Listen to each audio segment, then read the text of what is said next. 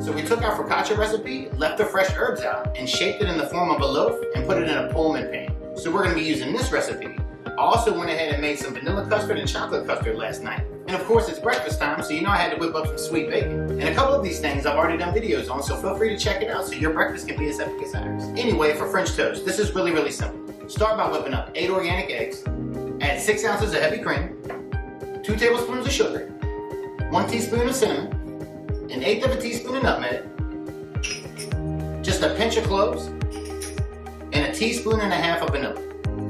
All we're gonna do is whip that up right there. And of course, as always, I've measured out all my ingredients and made sure I had everything I needed right here within arm's length before I got started. While we let our skillet heat up, we're gonna go ahead and chop up some bananas, get our bread sliced to whatever thickness we want to, so that we can caramelize these bananas and Fosterize this son of a gun. And don't forget, after cracking those eggs, you gotta wash those hands and change the gloves. So you can use non-stick spray or whatever you like, but I like to use just straight butter. And trust me, there is no better way than you wanna wake up in the morning and smell something like this on the griddle. So be a quarantine beast today and start your family off on the right foot with this bomb-ass recipe.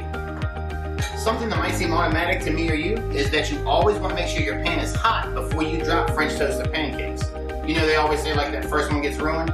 Not if you let the pan get hot first, you know what I'm saying? Got our griddle nice and hot, we've got some Foccacia on there, so we're just gonna dip and go.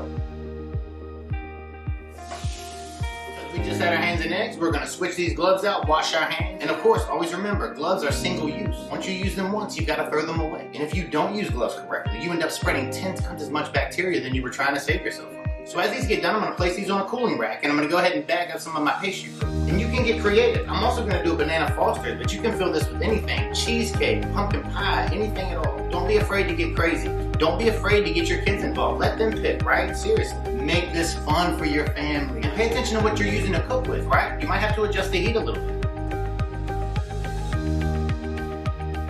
And as I'm keeping a close eye on these last couple pieces of toast I'm cooking off, I'm gonna go ahead and get cleared down and ready to make my banana fosters. One of my most favorite ways to have French toast is with caramelized bananas. So while this cooks off, I'm gonna get everything ready for that and we'll rock this out. So we're keeping everything super clean, and we've got our toast already on the flip. We've got some pastry cream bagged up, ready to go. Next thing we're gonna do is make some caramelized bananas and get this show on the road. And look, this is that simple. That's all you gotta do to be a rock star in these quarantine mornings, right? And if you're running behind, don't worry. Take your cooling rack right here, put it on a sheet tray, and wrap it in aluminum foil. Throw it in your oven at the lowest possible setting. That way you don't have to worry about this stuff getting cold while you finish it.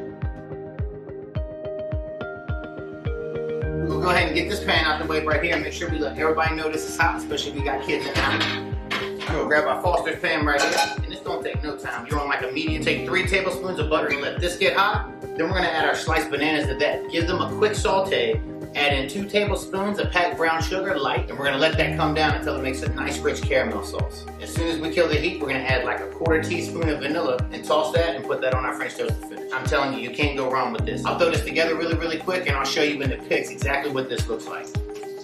Look, don't be intimidated by this stuff. Seriously, you ain't got nothing but time right now, so give it a shot. And even if it takes a little bit, it takes a little bit of practice, I want you to know what it feels like to be able to feed your family like this. So boom, buttermilk.